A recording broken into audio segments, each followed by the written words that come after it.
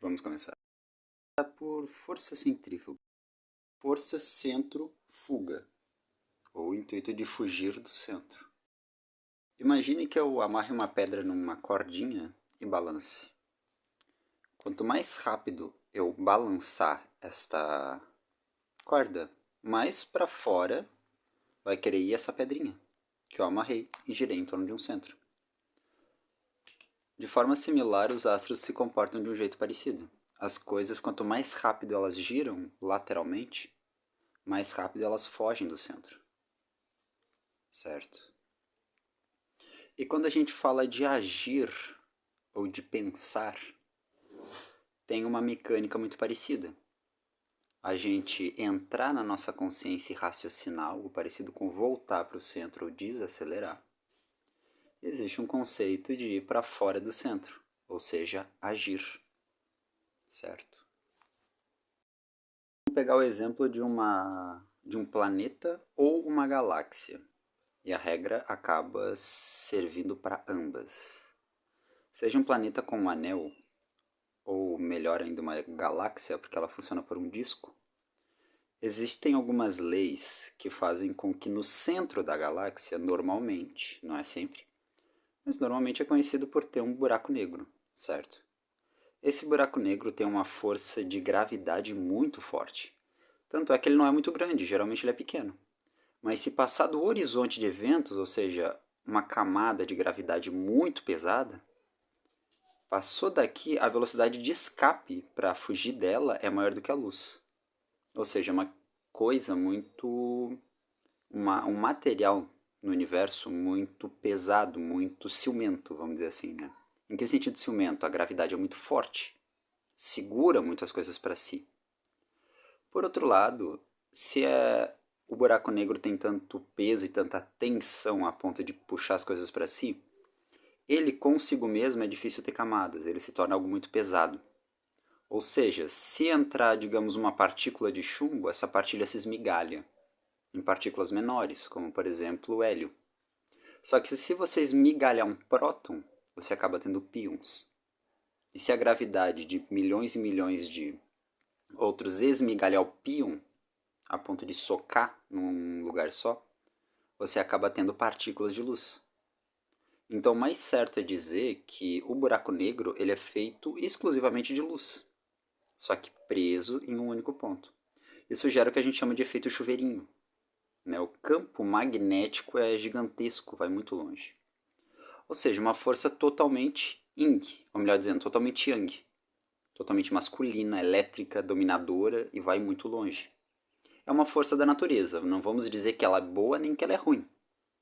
Mas se a gente for levar para o romantizável, para o simbólico, o vilão de uma história sempre tem uma capa negra, sempre tem aquela capa ao redor da boca, como a capa do Conde Drácula, no desenho do Naruto, os Nukenin lá, os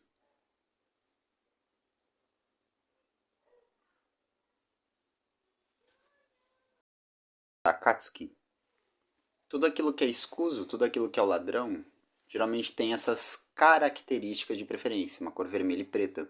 O próprio diabo no livro nos livros do Rubens Saraceni tem uma capa vermelha e preta. Ou seja, é um sinal do escuso, do pesado demais, da força, digamos, em quantidade, certo? Só que a questão não é essa. A questão é priorizar que a gente está falando do espaço, ou seja, não existe um bem ou um ruim quando a gente olha ponto do telescópio para cima. A gente vê pontos e a dança desses pontos. Ou nuvens de material e a dança dessas nuvens, sendo elas feitas por pontos menores. O que significa que o macro de muitos pontos tem um comportamento parecido com a fumaça. Mas a questão não é essa. A questão é que existe uma hierarquia. Normalmente, dentro de uma galáxia, algumas estrelas podem acumular materiais leves como hidrogênio, oxigênio ou hélio. Já outras estrelas podem acumular materiais pesados como ferro, chumbo, metais alcalino-terrosos, enfim. A estrela que acumula material pesado tende a ir para a periferia da galáxia. E os ventos, vamos dizer, não existe ar na galáxia, mas existe muito jogo de gravidade. E os ventos gravitacionais feitos pelo pulso ou pelas frequências de giro, digamos, um planeta ao redor de uma estrela é uma frequência de giro. O giro da estrela é outra frequência de giro. Então é como se fosse todas deixando um rastro de suas determinadas frequências. E as mais pesadas, devido a esses ventos gravitacionais, perdem muito material justamente para perder essa quantidade de material pesado. Enquanto isso, as estrelas mais leves, mais sutis, tendem a ir mais para o centro da galáxia. Só que tem um detalhe. Em determinada fase da vida de uma estrela, ela passa por um processo chamado supernova, em que na qual ela explode, sua explosão deixa uma nuvem de poeira, e normalmente no centro se forma uma coisa chamada anã branca. Essa anã branca ela tem uma característica fundamental. Normalmente ela é pura. Ela é o gás mais leve do mais leve do mais leve, digamos, o que explodiu foi para fora é por ordem de peso. Quando uma estrela explode numa supernova, normalmente essa explosão ela é tão pesada que ela chega a 10% da velocidade da luz. É literalmente a explosão mais violenta do universo. Só que o material empurrado para fora gera o equivalente a uma nebulosa, ou seja, muito material que pode dar origem a novas estrelas. Ou seja, ela morrer é conveniente e necessário para a natureza. A questão é que essa anã branca ela tem uma característica fundamental. Ela queima seus próprios gases e tende a se alimentar dos gases que ela mesma forma. Então, por exemplo, o Sol ele captura hidrogênio, funde e transforma em hélio. A anã branca tem dentro de si um processo que transforma hidrogênio em hélio e outro que transforma hélio em hidrogênio. Ou seja, ela acaba sendo uma espécie de estrela imortal, ela não envelhece, não some.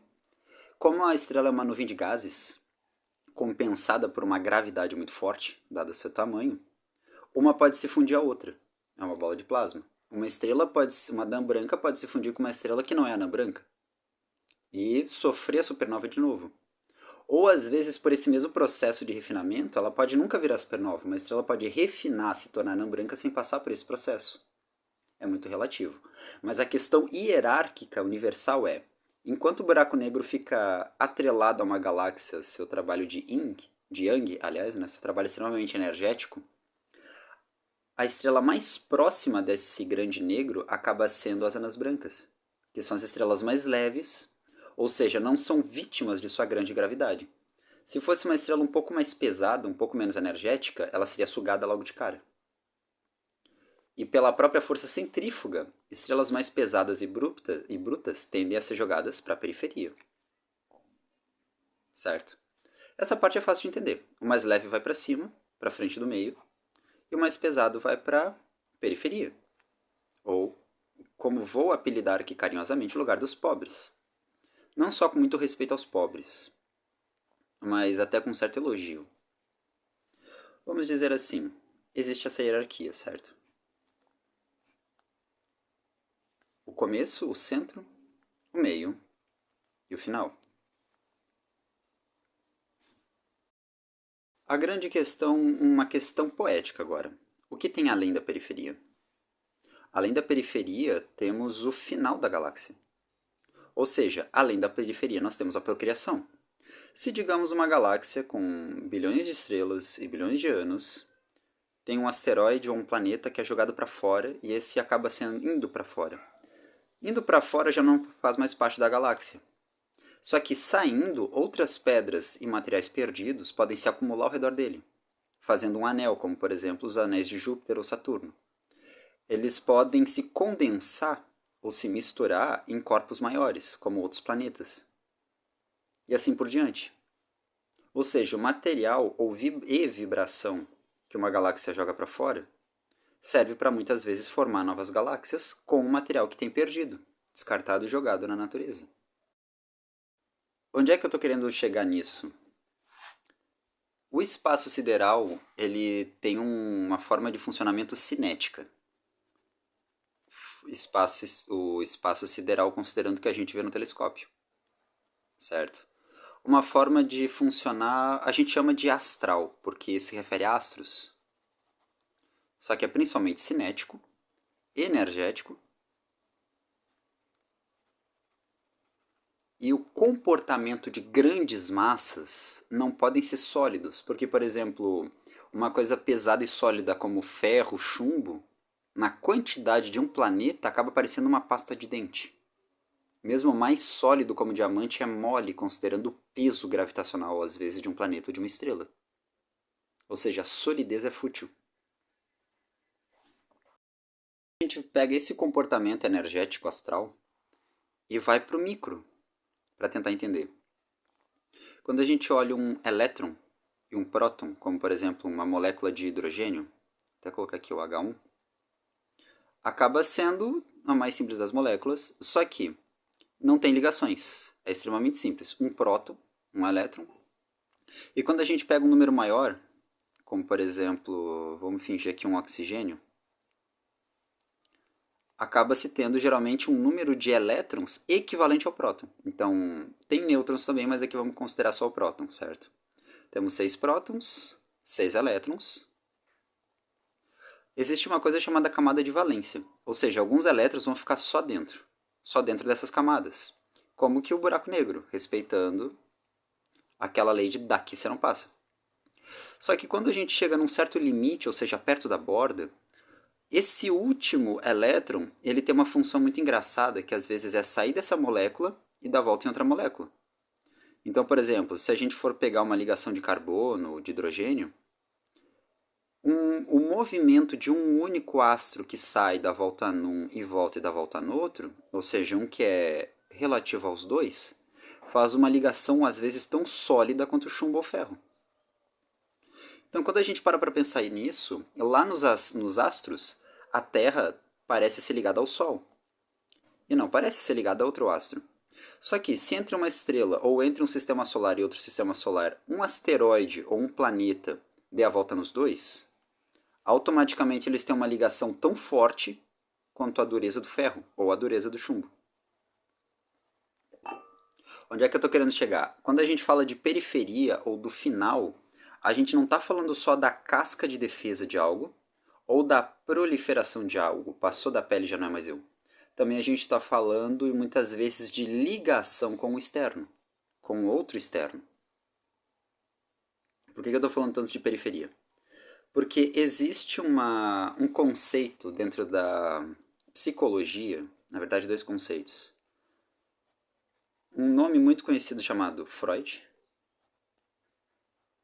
e um outro conceito muito conhecido, menos conhecido, bem menos conhecido, na verdade um colega dele de trabalho, chamado Reich. Reich e Freud foram parceiros por muito tempo. Só que Freud desenvolveu o arquétipo de 7 personalidades, sendo 5 delas básicos, certo? Inerentes a todo mundo. Já sendo que Freud dizia, existe uma mente dentro desse corpo. Ou seja, o que você externa, o formato do seu corpo, muitas vezes não tem nada a ver com o que você pensa.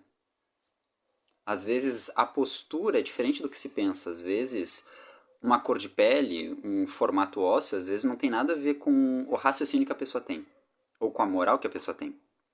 Só que Reich pensava, ambos estavam certos, mas ele pensava o oposto. Digamos, o corpo é uma extensão da mente. E aí entramos num aspecto psicossomático. Por exemplo, carrego muita mágoa, posso vir a adquirir câncer. Carrego muita raiva, posso vir a adquirir problema no coração. Ou sou uma pessoa muito doce, mas sou carente, eu não interpreto bem a doçura, posso vir a desenvolver diabetes. E vice-versa. Eu lido bem com traições ou com mudanças na vida. Você pode vir a ser uma pessoa mais articulada, mais adaptada à mudança. Sou uma pessoa mais apegada, carente, mas sou carinhoso, sou esforçado pelo outro. A pessoa tende a ter um poder de oratória maior, um poder de compreensão emocional maior. Só que a questão é que Freud se baseava em características ou procedimentos das formas de pensar de uma pessoa, as formas de agir de uma pessoa. Tinha mais a ver com a personalidade mental. Já Reich englobava corpo e mente num aspecto só. Então, por exemplo, se uma pessoa é mais magrinha, ela é mais voltada a seu cérebro.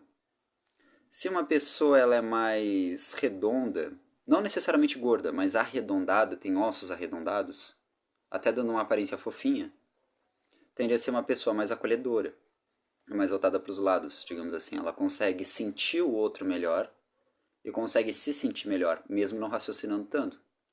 A pessoa que é mais voltada para o cérebro, às vezes foge da própria realidade para entrar no seu cérebro. É uma fuga da realidade, mas nesse cérebro, às vezes, ela encontra a solução para o seu problema. Aquela velha história, eu não consigo resolver o problema agora, mas se eu sair e pensar um pouquinho, vai me vir uma solução, às vezes, que era até óbvio. Já o mecanismo do emocional, não. Às vezes é mais relativo a vou pedir ajuda. Ou mais do que vou pedir ajuda, é relativo a como você se sente. Às vezes é mais importante do que o que você está planejando. Um terceiro aspecto que tem é relativo à reação. Tem um problema, já imaginei um jeito de resolver. É questão de estratégia. A questão é que cada forma de pensar gera propriamente um formato fácil de imaginar, só que mais do que fácil de imaginar, geralmente recorrente na vida, ou muito fácil de ser ocorrido. História. A linha de raciocínio de Reich, ela coloca o seguinte: o seu perfil ele é determinado parcialmente por quem você foi na infância, que dores você sofreu na infância, e outro parcialmente por que ideias você nutre dentro de você. Isso me proíbe, isso me impede. Pode ser mentira, pode ser verdade. Agora, se for mentira e você acreditar que aquilo te impede, se torna verdade. Porque você deixou de fazer para acreditar naquilo. Ou seja, a gente é refém às vezes de nossas próprias ideias e não da realidade. Só que a realidade nos permite o infinito de possibilidades. Isso às vezes as pessoas perdem. Só que quem geralmente é mais arrojado, testa mais os limites da obediência ou do correto, digamos quem é mais próximo da lei, tende a levar isso para má índole. Ou seja, posso tudo, logo posso interferir no outro sem sofrer consequência. E não é assim que a vida funciona. A vida ela tem a ver com que tipo de desenho você gosta. Ser cercado de alegrias, ser cercado de tristeza, ser cercado de dor. Então, por vezes, sou uma pessoa que gosta de alegria e sou cercado de alegria. Mas no momento que eu causo dor ao outro, eu estou merecendo ser cercado de dor. E Deus, ou a existência geral, tende a devolver aquilo que você manda. Similar, às vezes tem gente que se cobra, se humilha até mesmo, né? Faz de tudo para o outro estar feliz. Então, para quem olha às vezes para essa pessoa, o grande erro dela é se considerar menos. Isso de fato está errado, é um mau exemplo, uma má postura emocional. Só que às vezes o que ela tem de receber da vida é tão bom que resolve esse problema de autoestima dela sim. Então às vezes não é da onde você veio, mas sim onde você quer chegar. Digamos assim, para onde minha índole aponta. Aonde, em que contexto eu estou jogando além da periferia para bem ou para ruim. E, voltando a falar de periferias, existe uma questão muito curiosa. Dentro desse processo que Reich desenvolveu, fala-se muito da natureza humana, certo? Aí pegamos fator tempo e contagem.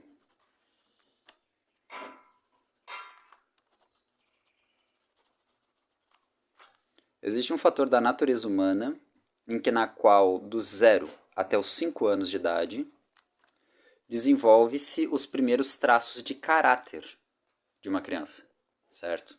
Ou os principais. Ela pode alterar isso durante a sua vida? É inevitável ela alterar. Não tem como manter o mesmo. Uma boa prova disso é que às vezes uma pessoa ela é magrinha do 0 aos 20 anos. E muitas vezes dos 20 ao 30 ela fica encorpada. Ou às vezes na velhice a pessoa geralmente ou é seca ou é redondinha. Mas quando tu olha uma foto da pessoa jovem, ela era viril. Ou muitas vezes o arquétipo oposto àquele. Depende muito de como se alterou a sua forma de pensar. Todo mundo é livre. Então, por que explicar sobre os dois? Né? Por que falar da galáxia e falar da psicologia? Porque ambos têm um comportamento em comum. O melhor jeito de explicar é da seguinte maneira. Existe a moral, certo? Se eu sou honesto, se eu sou desonesto. Se eu sou justo, eu sou injusto. Ou se eu sou generoso e bondoso. Ou se mesmo justo e correto eu sou ríspido e frígido. São aspectos de moral. Se você é bondoso com o outro ou maldoso com o outro. De forma similar, existem aspectos físicos, de forma tangível. Se é redondo, se é pontiagudo, se é afiado ou se é plano, ou se é arredondado. Esses aspectos, eles acabam, vamos dizer assim, Deus fez as coisas da seguinte maneira. A moral, ela é intangível, ela é afórmica, ela pode ter qualquer forma. A moral pode vir tanto de uma pedra que não se mexe quanto de uma pessoa. Pode vir tanto da pessoa humilde quanto da pessoa rica. Mas a questão é que os formatos são metáforas da moral. Então, por exemplo, moralmente, a pessoa ela não é muito confiável, mas ela é leal. Ela é fiel, se ela prometeu, ela cumpre. Ela, por si mesma, pode ser meio cruel, mas se ela prometeu, ela cumpre. Ser fiel ou estável é um aspecto de solidez. A gente pode ligar um plano, a gente pode correlacionar um sólido. Por outro lado, às vezes, o cara não é muito fiel. Uma hora estava do meu lado, outra hora estava do lado do outro, mas ele é sempre alegre, ele sempre deixa todo mundo feliz. É um arquétipo não muito estável, mas é mais ligado ao ar. É mais ligado ao som, é mais ligado à criatividade. Se fosse colocar em forma, tem mais a ver com o arquétipo do fogo. Uma pessoa mais alegre, ou ao próprio ar. Né? Digamos, algo mais intangível, só que pode aquecer todo mundo. Então, claro, se a gente for ver o que o cérebro de uma pessoa correlaciona, ser fiel a isso, ou ser leal a isso, a gente vai ter um fator por história, contaminável.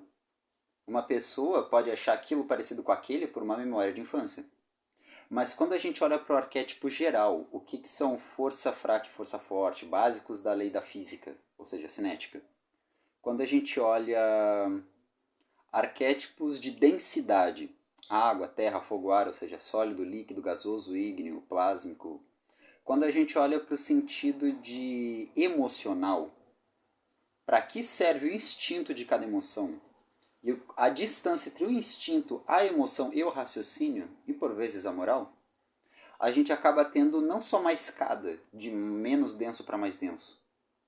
A gente também adquire um conceito de semelhança, em que na qual, por vezes, o último acaba parecendo com o primeiro e o penúltimo parecendo com o antes do primeiro. Deus, o Espírito, não é a matéria. Até o contrário, a matéria é, de certa forma, distante de Deus. Só que a matéria, ela revela e representa muito bem quem é Deus e como é a sua personalidade. Se a gente for pegar só arquétipos místicos e estudados do corpo humano, a gente já tem uma ideia bem forte de, digamos, subcategorias universais. Se a gente voltar para esse conceito de periferia e centrífuga, fica muito fácil visualizar e imaginar o que vem a ser um orixá, ou o que vem a ser uma faixa vibratória, principalmente universal. Para isso ser bom e não ser ruim, implica questões. A primeira, tem que ser sempre libertador, nunca aprisionante. Segundo, são conceitos de personalidade de essência. Não são nem bons nem ruins, apenas constroem a existência como sendo variável e possível muita variação, muito tipo de personalidade, assim como tendo muito lugar para todo mundo. Isso se aplicar ao universo, tá? Não estou me referindo exclusivamente à Terra. A Terra tem seu limite de contenção. Vai ficar bem demoradinho, então eu vou deixar essa como uma introdução. É uma introdução bem simples. Pare para pensar no que é o centro, o que é o meio e o que é o final. Ou o que é a periferia, a casca, né? Do que protege um corpo. O melhor jeito de exemplificar dentro de mitologia é a mitologia grega. Temos Zeus, a tensão, Poseidon, as emoções, um meio de repetição e repetição, né? Aquilo que você tem como memória de comportamento. E temos a periferia. Hades não fala só da morte ou daquilo que é ruim. Hades também falava muito do subconsciente, muito sub, ou até mesmo de dinheiro, de magnetismo. Né? Hades acabava representando um mais terreno, um mais escuso, mas também o que tem dentro do dentro. Então é curioso pensar que a periferia, às vezes, também mexe com o interno do interno. Do mesmo jeito que a gente vibra em emoção, por mais capacitado e treinado que você seja, diz que tipo de desafio você vai enfrentar. Então tem muita gente que é forte, saudável, tem tudo de bom e não enfrenta nada de dificuldade, porque atrai, certo? As pessoas tentam convencer a não ser assim, mas a pessoa não transige, ela continua sendo boa.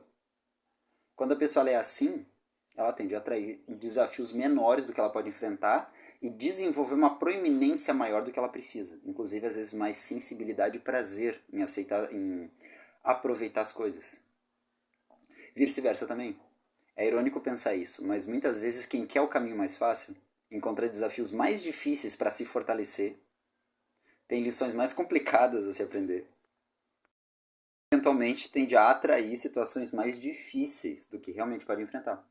E aí entra aquela questão, entre ser o escuso e ser o puro, ser genuíno, bondoso, vai ser sempre melhor. É uma lei do próprio escuso, da própria briga, às vezes é ser tu mesmo é mais bonito. Né? E uma lei do puro, às vezes ser mais forte é bonito. Só que indiferente, ser puro sempre vai ser mais importante do que escuso. Mas não vamos esquecer, o escuso, ou seja, essa última barreira da hierarquia, essa última etapa, ela diz o que você está expondo de si, ela diz o que muitas vezes você está emanando para merecer, ela diz muitas vezes a sua sexualidade. Então, digamos, Deus não é aquele que ama a periferia, nem aquele que ama o centro. Deus é aquele que ama todos. Só que Deus é representado pelo centro. Uma escada de o mais puro e a mais bonita sempre vai existir. E ela nunca vai ser mentirosa, ela sempre vai ser verdadeira.